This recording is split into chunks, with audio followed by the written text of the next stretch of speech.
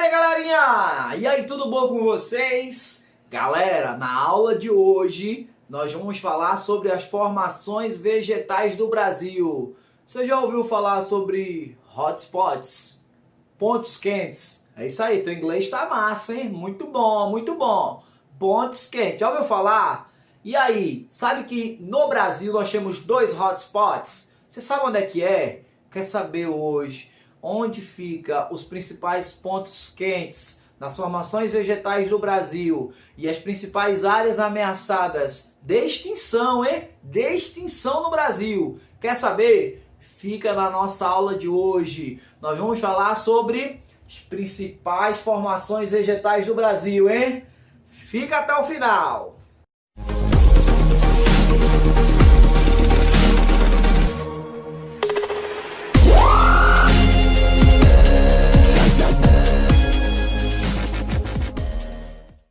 Isso aí, galerinha, estamos de volta, beleza? Galera, antes, obviamente, de começarmos a explicação da aula, queria pedir a vocês que quem ainda não é inscrito, se inscreve no canal. Se porventura você gostou do vídeo, sabe de alguém que está precisando dar aquela revisada em questões relacionadas à geografia, até informações vegetais, compartilha o vídeo, tá bom? Comenta aqui embaixo se está gostando, se a aula tá boa, se você está entendendo, se tem alguma sugestão, alguma crítica. Todas elas serão muito bem-vindas para melhorarmos o nosso conteúdo todo trabalhado para você. Dá muito trabalho, mas é feito com muito carinho e consideração a você aí que está nos ouvindo, beleza? Nós sabemos que nós vamos estudar sobre as principais formações vegetais do Brasil. Então a primeira questão aí que a gente tem que analisar é: vegetação brasileira ou as formações vegetais do Brasil. Necessariamente é preciso você ter um conhecimento sobre os climas do Brasil.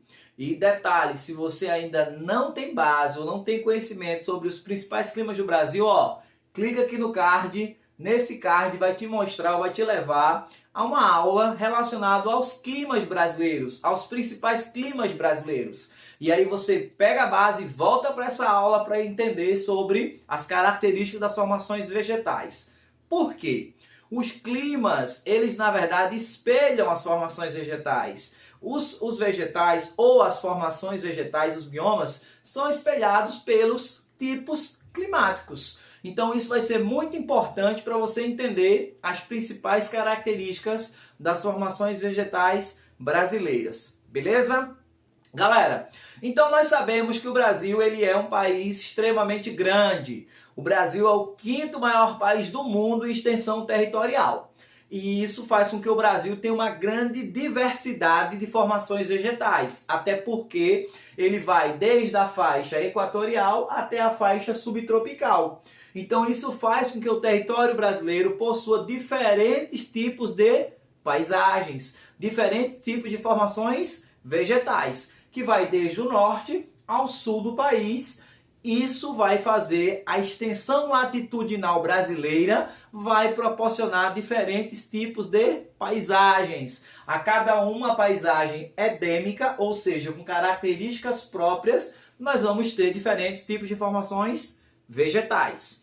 Aí, claro, essas formações vegetais, elas são classificadas em linhas gerais com os seus estratos. As formações vegetais, ela tem os seus estratos, como tais quais: estratos arbóreos, arbustivos e herbáceos. Essas são as 3 classificações que nós temos quanto às formações vegetais: arbóreos, arbustivos e herbáceos. Então o Brasil classifica-se, tem formações vegetais desde o estrato arbóreo até o estrato herbáceo, ou seja, gramas. Então nós temos árvores de grande porte, que vai ultrapassar os 50 metros de altura, e nós vamos ter árvores, ou seja, vegetação totalmente voltada para o capim, para as gramas. Então o Brasil é muito diversificado.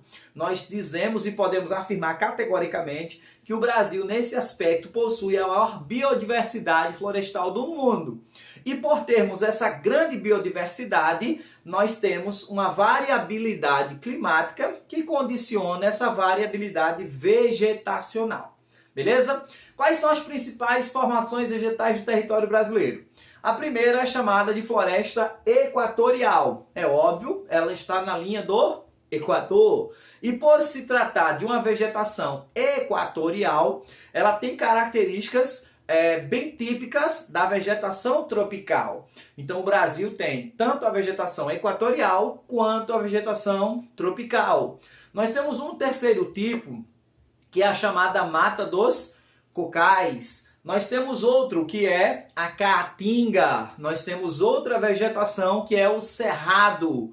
E nós temos a vegetação de campos, sem contar os mangues, que seriam bem típicos da característica brasileira, e é óbvio o nosso Pantanal mato-grossense. E nós vamos elencar as características geográficas de cada uma dessas vegetações. Da floresta equatorial, da floresta tropical, da Mata Atlântica, da vegetação de campos, da vegetação do cerrado, da vegetação da caatinga. Iremos falar sobre a vegetação do Pantanal mato-grossense, sem contar dos mangues, que está relacionado dentro ali do litoral brasileiro. E a cada uma dessas vegetações, nós vamos tratar sobre as principais características geográficas. Nós sempre iremos fazer uma análise na ótica espacial. O biólogo sempre vai fazer a análise da espécie, ele vai ser muito mais detalhista. Nós iremos tratar sobre suas posições e sobre as suas características fitogeográficas, beleza? Primeira vegetação que nós temos é a floresta amazônica. Galera, olha só. Primeira característica da floresta amazônica, correlacione ela à característica da vegetação de Mata Atlântica. Então eu posso dizer que tem peculiaridades, ou seja, características comuns da floresta equatorial e da floresta tropical. Então, tanto a Amazônia quanto a Mata Atlântica têm algumas características similares. Quais são as características que nós podemos atribuir a ambas? Primeiro, são florestas latifoliadas. Então, tanto a Amazônia quanto a Mata Atlântica é uma vegetação com folhas enormes. Outra característica que é bem peculiar, elas são de climas muito úmidos. Tanto a floresta equatorial quanto a Mata Atlântica tem um alto índice pluviométrico. Nessas regiões chove-se bastante. Também, como características comuns, tem árvores, estratos arbóreos de grande porte. Então são árvores que têm 30, 40, 50 metros, né? Então são áreas muito grandes. Outra característica, e aí nós temos a definição da floresta equatorial, que ela é classificada em 3 áreas. Nós temos Igapó, beleza? Que seria a primeira. Nós temos a várzea, que seria a segunda divisão da floresta equatorial. E nós temos a mata de terra firme, a terceira classificação. Então, basicamente, ela é dividida em Igapó, várzea e mata de terra firme. Detalhe, as áreas de Igapó são aquelas áreas constantemente alagadas. É óbvio, vocês estão vendo aqui atrás, a Vitória Régia. A Vitória Régia é uma vegetação, é uma planta típica das áreas inundadas. Então, Igapó são regiões que estão constantemente alagadas. Próximas áreas dos rios, os seus rios enchem e, obviamente, as cheias desse rio permitem que todos os meses do ano estejam constantemente alagadas. Portanto, essa vegetação é classificada como a área de Igapó dentro da floresta equatorial. Segundo tipo é a de várzea, ou seja, as áreas próximas aos rios. Essas áreas próximas aos rios, em um determinado período do ano, nas cheias, elas ficam alagadas. Em outro período, o rio, obviamente, diminui o seu nível e aí vai acontecer com que vai aquela região ficar seca.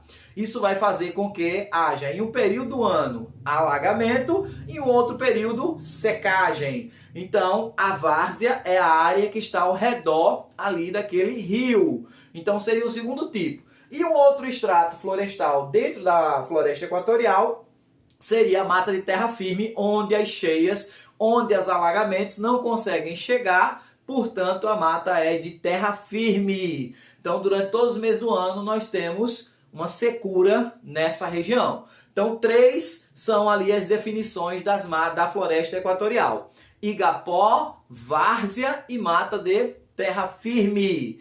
Nas áreas de mata de terra firme nós vamos ter as áreas consideradas de grande porte, os estratos arbóreos. É o caso clássico das seringueiras, que tem o uso econômico, em que você tira o látex, material base de matéria-prima para a borracha. Então, justamente na floresta amazônica, nós vamos encontrar essa árvore tão conhecida e que foi muito relacionada a um período histórico do Brasil chamado ciclo da borracha. Beleza?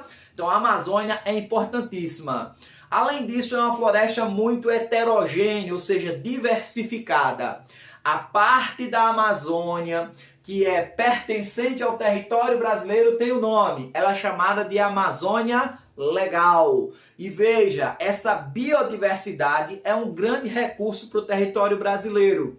Afinal de contas, nós temos que proteger essa região, essa área do território. Essa área que é nomenclaturada Amazônia Legal, ela é monitorada constantemente pelo CIVAM.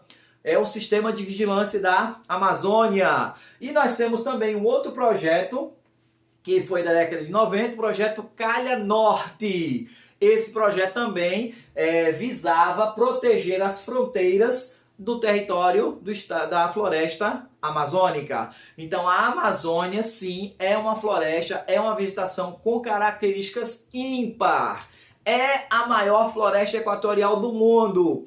E no Brasil ocupa mais de 3 milhões de quilômetros quadrados. Então, basicamente, ela tem aí pouquinho menos da metade do território brasileiro. O Brasil tem 8,5 milhões, a Amazônia tem em torno aí de mais de 3 milhões de quilômetros quadrados. Isso faz com que nós vejamos a dimensão e tenhamos aí mais de 80% da floresta. E a parte que nos cabe chama-se Amazônia Legal, beleza? Então, como nós vimos, há uma similaridade, há, na verdade, equivalências tanto na floresta equatorial quanto na tropical. Na tropical, que nós vimos que é a Mata Atlântica, nós temos que ter essa diferença. Então, atenção, atenção, escutem o som, atenção, corta pra mim aqui, produção, corta pra mim aqui, opa! Atenção para a questão do Enem, hein? Se lá estiver falando as principais diferenças é o quê? A floresta tropical da Mata Atlântica, ela tem, geralmente são áreas de encostas. Então, por exemplo, eu tenho muito morro. Então, a floresta de Mata Atlântica, ela geralmente está assentada sobre a cota altimétrica elevada. Na Amazônia, eu tenho uma extensa planície. Então, há uma diferença básica entre a floresta tropical de Mata Atlântica da floresta equatorial, principalmente no aspecto pedológico. O que seria esse aspecto pedologia? Relacionado à sua estrutura de solo, de composição mineral e de rochas. Na Mata Atlântica, nós teríamos uma região quente e úmida, clima quente e úmido, só que ela toda em galeria. Lá, por exemplo, no Sudeste, ela está distribuída na região dos mares de morros. Lá tão falada pelo Nassi Azeb Saber, naquela aula que nós falamos sobre as principais formas de relevo do Brasil. Tá aqui, ó, o card apareceu. Se você não viu a aula de relevo do Brasil, clica no card, você também vai ser direcionado lá. E nessa área chamada Mares de Morro, nós vamos ter sim a formação da Mata Atlântica. Então ela é uma área de matas de galerias, ou seja, próximas áreas de rios e de encostas. Diferente, por exemplo, da Amazônia, que está toda distribuída em uma extensa planície, beleza? Então se liga aí nessa dica, que é excelente para a questão do Enem. Além, claro, da floresta, tanto a amazônica quanto a Mata Atlântica, serem latifoliadas, e tanto uma quanto a outra terem como característica serem quentes e úmidas, a diferença está no processo de ocupação. A Amazônia, ela vem sofrendo recentemente impactos por causa do avanço da fronteira agrícola.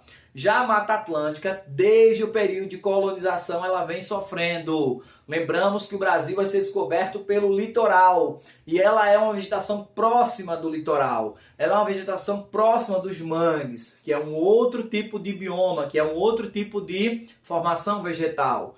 Então, automaticamente, ela vem sofrendo impactos pela expansão pecuarista, pela industrialização e a urbanização. Então a Mata Atlântica hoje ela é um hotspot. E o que seria um hotspot? São aquelas áreas vegetacionais que têm uma ampla biodiversidade, é uma região, é uma vegetação, uma formação vegetal de ampla biodiversidade, de uma grande heterogeneidade, que mais de 70% da sua área foi destruída. Então, toda e qualquer área em que mais 70% da sua área foi destruída e automaticamente ela tem uma ampla diversidade vegetacional, ela é considerada um hotspot, que é um ponto quente. Beleza? Outro hotspot que nós podemos considerar, além, claro, da Mata Atlântica, é o Cerrado Brasileiro. Pessoal, Cerrado, muita atenção, atenção, corta pra mim, produção, corta pra mim. Cerrado é uma das áreas que mais caem questões no vestibular, seja em agricultura, seja relacionado à questão ambiental, seja formação vegetal. Por quê? Desde a década de 70 que o Cerrado Brasileiro vem sofrendo fortes impactos. É lá no Cerrado Brasileiro onde está se desenvolvendo a agricultura moderna, a agricultura mecanizada. É lá onde estão os solos voltados para a produção graneleira.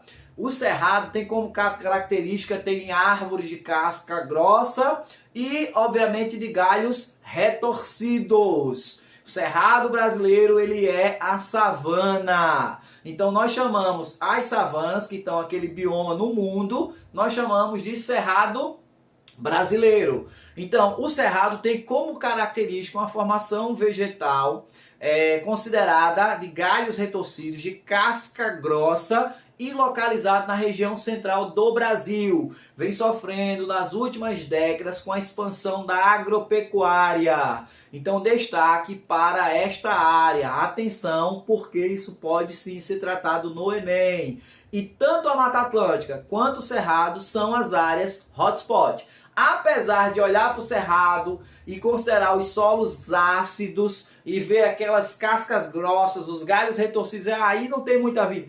É muito biodiversificado e mais de 70% da sua área já foi devastada. A Mata Atlântica hoje estima-se que esteja entre torno de 5 a 8% da vegetação original. Então mais de 70% da região do Cerrado foi devastada por conta do avanço, principalmente da agropecuária, a expansão das fronteiras agrícolas. Além do Cerrado, nós temos a Caatinga. A Caatinga ela é uma vegetação xerófita, ou seja, é uma vegetação que ao invés, por exemplo, de ter folhas, tem espinhos. É uma vegetação cactácea, sucosa, que dentro dela tem água. A prova disso é o cactus. Então a gente tem como característica um clima quente e seco. Então a vegetação da Caatinga é uma vegetação que tem como característica ser xerófita, beleza? Na região da Amazônia, da Mata Atlântica, são áreas consideradas ombrófilas, ou seja, áreas muito úmidas. Na região da Caatinga nós temos vegetação xerófita. Então nós já entendemos que existe a Amazônia, que existe a Mata Atlântica, o Cerrado e a Caatinga. E a zona de transição entre a Caatinga e a floresta amazônica é o que nós chamamos de meio norte ou também de Mata dos Cocais. O que é um ecótomo, ou seja, uma zona de transição. Fica entre a vegetação da Caatinga sertaneja e a Amazônia. A Amazônia seria a vegetação heterogênea. Por isso que nós vamos encontrar desde uma vegetação de palmeiras até uma área cactácea, uma vegetação xerófita. Isso é porque é uma zona de transição. Então, basicamente, vocês já viram aí as principais características da floresta amazônica, da Mata Atlântica, do Cerrado Brasileiro, da Caatinga e da vegetação da Mata dos Cocais. Nós vamos falar depois muito a respeito dos mangues, do Pantanal e da vegetação de campos na próxima aula, beleza? Forte abraço!